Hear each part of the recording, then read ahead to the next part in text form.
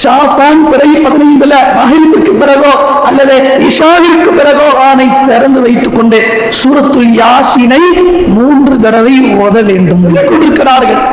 மக்களுக்கு மத்தியில் பிரச்சாரம் செய்து கொண்டிருக்கிறார்கள். அதை தங்களுடைய வாழ்க்கையை அமைப்பிடித்துக் கொண்டிருக்கிறார்கள். அந்த 3 யாசீன் ஓதினால் என்னென்ன பலன் இருக்கிறது என்பதை கூட நபிகளார் மீது இட்டு கட்டி இஸ்லாமிய மார்க்கத்தில் இல்லாத ஒன்றை புதிதாக உண்டாக்கி தங்களுடைய வாழ்க்கையில் செயல்படுத்திக் கொண்டிருக்கிறார்களே.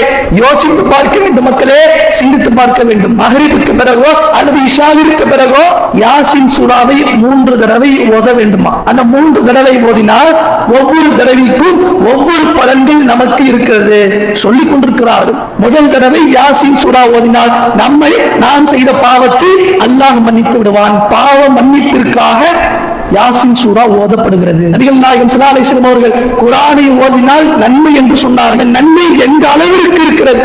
ஒரு எழுத்துக்கு 10 நன்மை. நபிகளார் காட்டி தந்த வழிமுறை எந்த இடத்திலேயாவது அல்லாஹோ அல்லது அல்லாஹ்வுடைய இறை தூதரோ யாசீன் சூரா ஓதினால் பாவங்கள் மன்னிக்கப்படும் என்று எங்கேயாவது நபிகளார் சொல்லி இருக்காங்களா?